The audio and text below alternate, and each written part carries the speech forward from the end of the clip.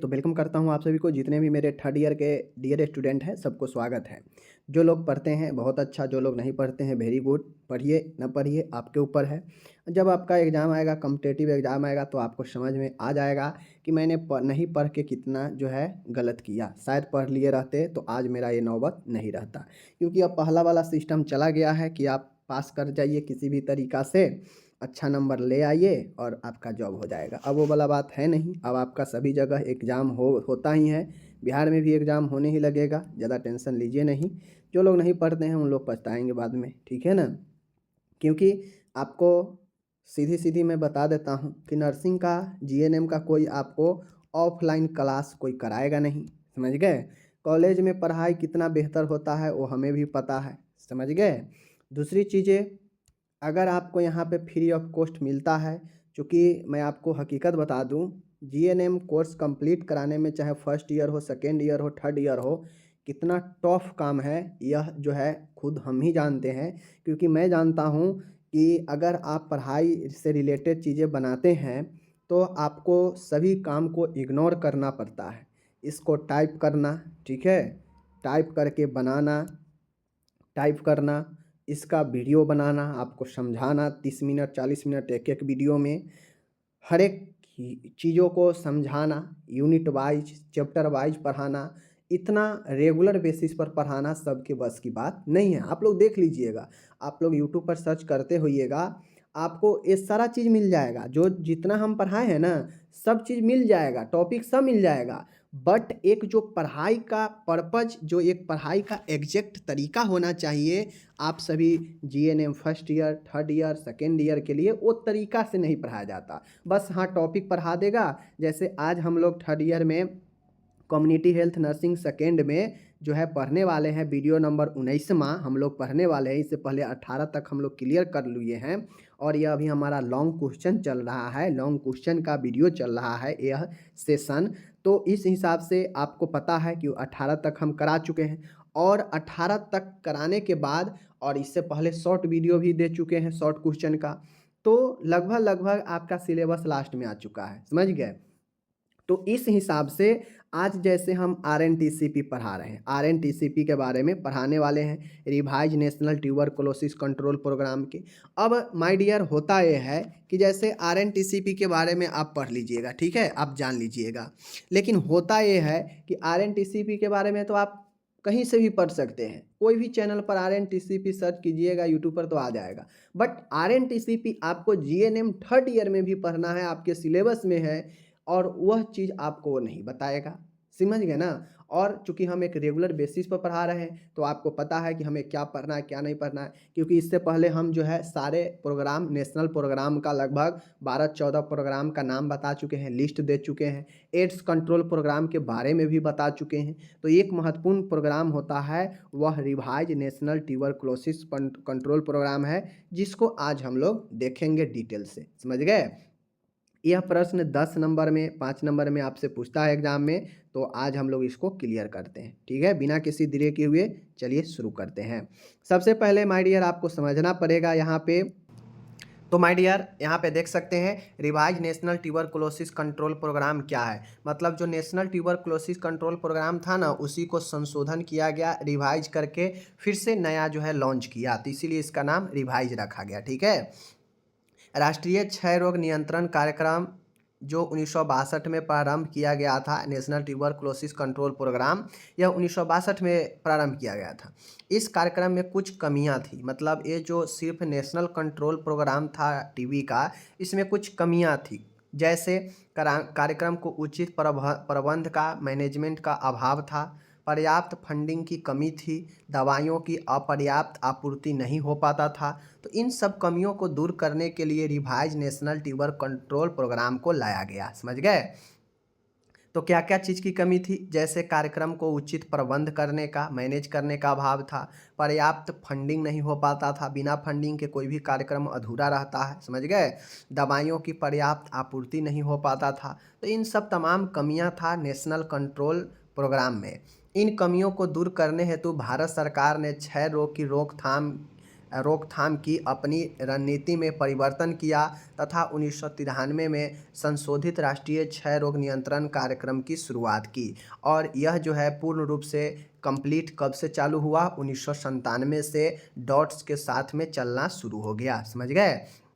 लेकिन भारत सरकार ने इस कार्यक्रम का क्रियान्वयन कब कर दिया? 1993 में ही कर दिया, RNTCP के नाम से, जिसको आगे चलकर 1997 में फर्स्ट फेज से जो है आपके यह डॉट्स के साथ में शुरू किया गया। ठीक है, इस कार्यक्रम का क्या मुख्य रूप से उद्देश्य था? तो उद्देश्य जब यह टीबी के लिए किया गया तो टीबी से ही रिलेटेड इसका उद्देश्य भी होगा। अच्छी गुणवत्ता वाले स्पुटम माइक्रोस्कोपी परीक्षण यानी स्पुटम माइक्रोस्कोपिक एग्जामिनेशन द्वारा क्षय रोग के कम से कम 70% मामलों को पता लगाना। अब ये जो RNTCP आया, इसका उद्देश्य ये था कि ज़्यादा से ज़्यादा अच्छे क्वालिटी का जो परीक्षण माइक्रोस्कोप है वो दिया जाए, ताकि ज़्यादा से ज़्यादा जो है 70% मामला जो है इसी माइक्रोस्कोप से ही पता कर लिया जाए। क्योंकि ये जो टीबी होता है ना, यह स्पुटम से कभी कभी नहीं पता चलता है, कभी एक्सरे जो है एक्सरे कराने से पता चलेगा, कभी जो है आपको CT स्कैन कराने से पता चलता है, कभी जो है बलगम के जांच से ही पता चल जाता है। तो इसका उद्देश्य यही था कि जो स्पुटम का जांच हो वह स्पुटम के जांच में ही 70% मामलों में पता कर लिया जाए, ऐसे क्वालिटी के जो है स्कोप देना है। ठीक है, लघुकालीन कीमोथेरेपी शॉर्ट टर्म कीमोथेरेपी द्वारा क्षय रोग के संक्रमित मामलों की कम से कम 85% रोग मुक्ति दर प्राप्त करना। अब आपको पता होगा कि शॉर्ट टर्म का कीमोथेरेपी देकर क्षय रोगों के मामलों में 85% मामलों में जो है रोगों को मुक्ति दिलाना इसका लक्ष्य था कि भाई कम से कम 85% हम लोग कंट्रोल जो है शॉर्ट टर्म के कीमोथेरेपी दे के कर ले। समझ गए ना, इसका ये लक्ष्य था। इस कार्यक्रम का यह भी लक्ष्य था कि सूचना, शिक्षा और कम्युनिकेशन सेवाओं का और ज़्यादा विस्तार किया जाए टीबी के क्षेत्र में। समझ गए ना, सूचना हो, शिक्षा हो, संप्रेषण हो, इन सेवाओं को भी जो है एक्सटेंड किया जाए, विस्तार किया जाए। समझ गए? आगे है क्षय रोग के बेहतर तरीके से निदान एवं उपचार को सुनिश्चित करने के लिए अनुसंधान कार्यों को बढ़ावा देना।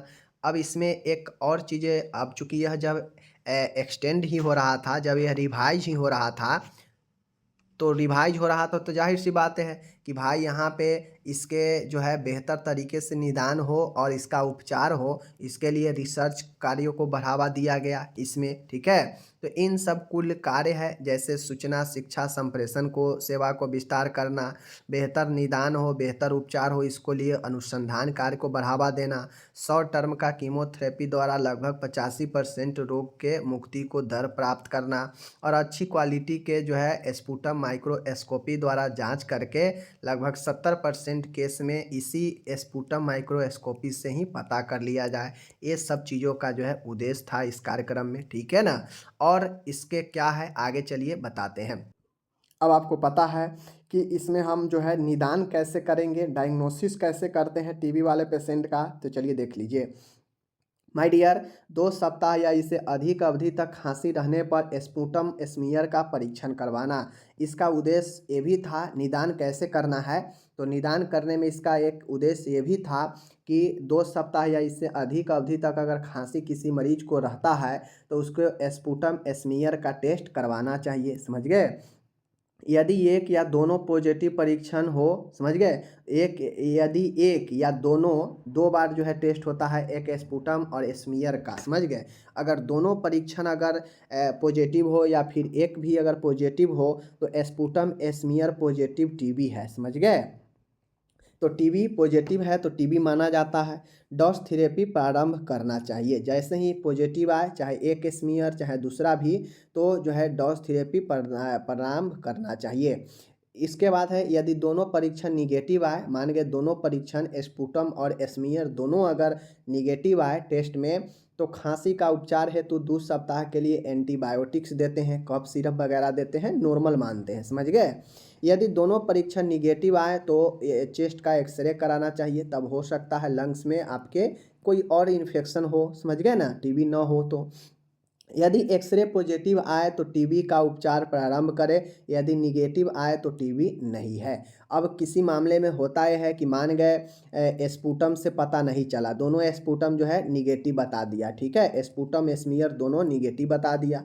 अब इस कंडीशन में होता यह है कि हम उसका देखते हैं कि 2 सप्ताह से अधिक फीवर है, ब्लड भी आता है बलगम में, तो इस हिसाब से हम उससे एक्सरे करवाते हैं। और अगर एक्सरे में ये चीज़ें फाइंड कर लिया गया कि टीबी है तो मानते हैं कि हाँ पॉजिटिव है, फिर जो है इसका उपचार प्रारंभ करना चाहिए डोज थेरेपी के साथ।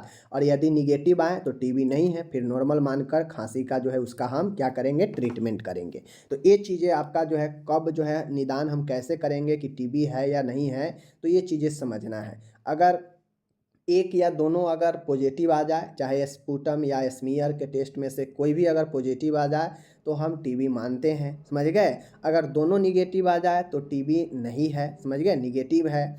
अगर फिर भी ऐसा प्रॉब्लम लगे खांसी का तो एक्सरे करवाना चाहिए, और एक्सरे में अगर फाइंड हो जाए कि हाँ टीबी है तो उपचार प्रारंभ करना चाहिए, समझ गए। तो ऐसे हम फाइंड करते हैं। ओके, अब आता है डॉट्स थेरेपी। चूँकि आरएनटीसीपी में डॉट्स थेरेपी शुरू कर दिया गया था। क्षय रोग के प्रभावी उपचार हेतु देश में 1993 में जो है आरएनटीसीपी जो है आरएनटीसीपी क्या शुरुआत किया गया, जो डॉट्स के साथ में 1997 में आया। आरएनटीसीपी तो आ गया था 1993 में ही, बट डॉट्स के साथ में 1993 में जो है इसका जो है उपचार शुरू कर दिया गया था, समझ गए। अब डॉट्स थेरेपी इसका पूरा नाम होता है, डॉट्स का direct observe treatment short course होता है, समझ गए। सी ऐसे ही लिखाता है, ध्यान दीजिएगा।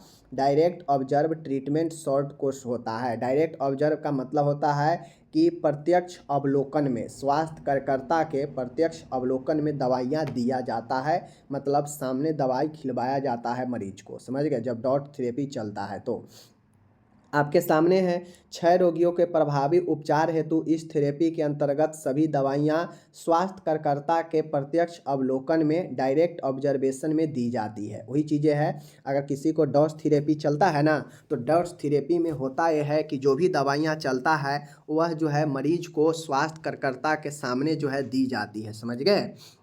इसीलिए इसे direct observe treatment short course कहते हैं। अर्थात क्षय रोग दवाई लेने के लिए अस्पताल के स्वास्थ्य केंद्र पर जाता है और वहाँ मौजूद जो स्टाफ होते हैं उनके मौजूदगी में दवाई जो है उनको खिलाया जाता है, निगलवाया जाता है। यही जो है डॉट्स होता है, समझ गए। अब है डॉट्स थेरेपी दो दो तरह के होता है, समझ गए। डॉट्स थेरेपी दो तरह से दिया जाता है, एक इंटेंसिव फेज होता है, एक कंटिन्यूअस फेज होता है, समझ गए। एक इंटेंसिव फेज और एक कंटिन्यूएशन फेज। अब इंटेंसिव फेज क्या है, कंटिन्यूएशन फेज क्या है, देखिए। डॉट्स की इंटेंसिव फेज के अंतर्गत क्षय रोगी सभी दवाइयाँ अस्पताल स्वास्थ्य केंद्र पर मौजूद स्टाफ की उपस्थिति में निगलता है। ये दवाइयाँ एक दिन छोड़कर एक दिन दी जाती है, अर्थात क्षय रोगी सप्ताह में 3 दिन अस्पताल जाकर स्टाफ की मौजूदगी में दवाइयाँ लेता है। इंटेंसिव फेज के मतलब होता है कि सप्ताह में अल्टरनेट, मतलब अल्टरनेट जैसे एक दिन गया फिर एक दिन छोड़ा, फिर एक दिन गया फिर एक दिन छोड़ा, फिर एक दिन गया, और इस तरीक़ा से कुल सप्ताह में 3 दिन, चूँकि 6 दिन ही खुलता है, 3 दिन जाता है। और 3 दिन जाता है तो वह दवाई वहाँ पे जो स्टाफ है उसके मौजूदगी में दवाई लेता है, निगलता है, और इसीलिए इसे इंटेंसिव फेज कहा जाता है। एक दिन छोड़कर एक दिन जाता है अस्पताल में और दवाई वहीं पर लेता है, ठीक है। अब होता है कंटिन्यूएशन फेज। कंटिन्यूएशन फेज के अंतर्गत होता है कि क्षय रोगी को सप्ताह के प्रथम 3 दिन खुराकें युक्त पैक सौंप दी जाती है, इन जिनमें से प्रथम खुराक तो वह स्टाफ की मौजूदगी में अस्पताल में ही ले लेता है, तथा शेष 2 खुराकों को अपने साथ घर ले जाता है, जिन्हें बताई गई समय सारणी के अनुसार एक दिन छोड़कर एक दिन जो है लेना होता है। 3 खुराक लेने के पश्चात जो है खाली पैक को अगले सप्ताह के प्रथम दिन वह रोगी अस्पताल ले जाता है, जहां उस खाली पैक को जमा कराकर नया भरा हुआ पैक प्राप्त कर लेता है। प्रथम खुराक अस्पताल में ली जाती है तथा शेष खुराक 2 घर के रोगी पर घर जो है रोगी ले जाता है। अब एक कंटिन्यूएशन फेज कहने का मतलब है कि इंटेंसिव फेज में तो रोगी अस्पताल एक दिन छोड़कर एक दिन जाएगा, सप्ताह में कुल 3 दिन जाएगा, और जो भी दवाइयाँ होगा डेली मिलेगा वहाँ पे, और वह जो है वहाँ पे लेगा स्टाफ की मौजूदगी में, तो वह हो जाएगा इंटेंसिव फेज। लेकिन कंटिन्यूएशन फेज में होता यह है कि मरीज जो है सप्ताह के प्रथम दिन जैसे मंडे है, मंडे को मरीज गया, समझ गए, स्वास्थ्य केंद्र पर गया। स्वास्थ्य केंद्र पर चूंकि मिलना है उसे दवाई कितना मिलना है, एक ही सप्ताह का दवाई मिलना है।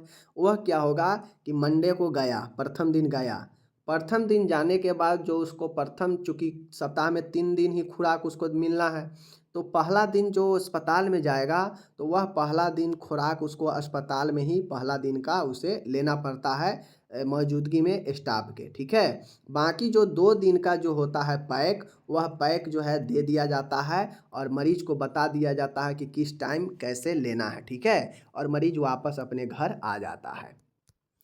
अब मरीज घर आ जाता है लेकर, अब एक तो पैक किया हुआ दवाई वो वहीं पर ले लिया है, ठीक है, और 2 पैक किया हुआ 2 डोज उसे मिल जाता है, जिसमें उसे अस्पताल जाने की ज़रूरत नहीं है। वहाँ पे स्टाफ बता देता है कि कब कैसे लेना है, और बाकी के जो 2 दिन है वह अपने घर पर ही उसे ले लेगा।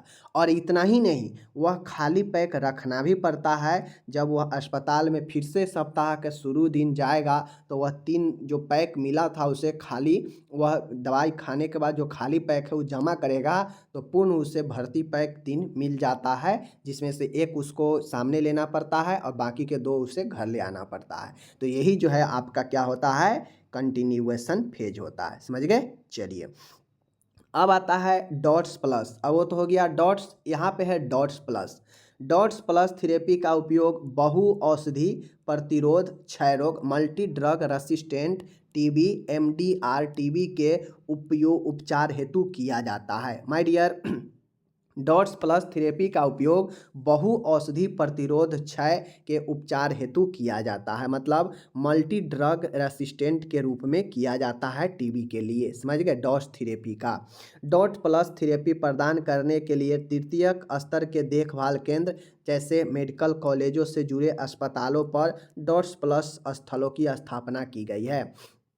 अब डॉट्स जो है, डॉट्स सीधा जो है वो तो आपके पीएच से पर भी उसका दवाई मिल जाता है, लेकिन डॉट्स प्लस जो है वह आपके तृतीयक स्तर के देखभाल में जो भी केंद्र सब आता है स्वास्थ्य का, वहाँ पे जो है आपके डॉट्स प्लस केंद्र की स्थापना किया गया, वहाँ पे जो है यह आपके मिलता है। प्रत्येक राज्य में कम से कम एक डॉट प्लस केंद्र की स्थापना की गई है। इन केंद्रों पर प्रशिक्षित स्टाफ की नियुक्ति भी की गई है। अब जो डॉट्स प्लस केंद्र है यह बनाया गया है, और यह जो है यहाँ पे प्रशिक्षित ट्रेनिड जो है स्टाफ सबको रखा जाता है, समझ गए। डॉट्स प्लस थेरेपी के अंतर्गत इंटेंसिव फेज की अवधि 6 महीने की होती है, जिसे आवश्यकता अनुसार 9 महीने तक बढ़ाया जा सकता है, समझ गए। तो इस चीज़ को ध्यान में आपको रखना है, DOTS plus, okay. Intensive phase के दौरान उपयोग में ली जाने वाली दवाइयाँ। अब आपको ध्यान में रखना है कि इंटेंसिव फेज की अवधि 6 महीने की होती है, लेकिन ज़रूरत पड़ने पर इसे 9 महीने तक बढ़ा सकते हैं, समझ रहे हैं ना। तो चलिए इंटेंसिव फेज में कौन कौन सी दवाइयाँ लेते हैं, चूँकि यह मल्टी ड्रग रेसिस्टेंट टीबी उपचार करता है, इसमें बहुत जो है दवाइयों का उपयोग किया जाता है। तो इंटेंसिव फेज में जो दवाइयाँ होता है वह होता है केनामाइसिन, समझ गए, केनामाइसिन होता है, ओफ्लॉक्सासिन होता है, एथिनामाइड होता है, और साइक्लोसेराइन होता है, ठीक है, साइक्लोसेरिन होता है, याद रखिएगा, समझ गए। और पैराजीनामाइड होता है, पैराजीना इथाम्बुटोल होता है। यहाँ पे इंग्लिश गड़बड़ लिखा गया इसका, ठीक है ना। आपको इंटेंसिव फेज में जो दवाइयाँ हैं आपके सामने में है, केनामाइसिन, ओफ्लॉक्सासिन, इथेनामाइड, साइक्लोएसेरिन और पैराजीनामाइड और इथाम्बुटोल, यह दवाइयाँ इंटेंसिव फेज का है डॉट प्लस में, ओके। जबकि कंटिन्यूअस फेज की अवधि 18 माह होती है, जिसके अंतर्गत जो हम लोग निम्न दवाइयाँ देते हैं, ठीक है। कौन कौन से दवाइयाँ देते हैं आपके सामने में है, ओफ्लॉक्सासिन, एथिनामाइड, साइक्लोसेरिन और इथाम्बुटोल। ऊपर के ही दवाइयाँ को यहाँ भी जो है हम लोग देते हैं। इस प्रकार डॉट्स प्लस थेरेपी की कुल अवधि 24 से 27 माह की होती है। अगर 6 माह इंटेंसिव फेज है तो 18 माह कंटिन्यूअस होगा, कुल हो जाएगा 24। अगर 6 महीने को 9 महीने तक बढ़ा दिया गया तो हो जाएगा 27, यानी 24 से 27 माह की डॉट्स प्लस की कुल अवधि 24 से 27 माह की होती है। ठीक है, इस चीज़ को ध्यान में रखना है, समझ गए। तो ये चीज़ हो गया। और नॉर्मली जो शॉर्ट कोर्स होता है ना, शॉर्ट कोर्स जो होता है डॉट्स का, शॉर्ट कोर्स जो होता है डॉट्स वाला, लगभग वो 6 से 9 महीने तक चलता है, समझ गए। इस चीज़ को ध्यान में रखना है। अब आपको इस दवाई में याद रखना है, इंटेंसिव फेज में जो दवाइयाँ हैं वह है केनामाइसिन, ओफ्लॉक्सासिन, एथिनेमाइड, साइक्लोसेरिन, पैराजिनामाइड, इथाम्बुटोल।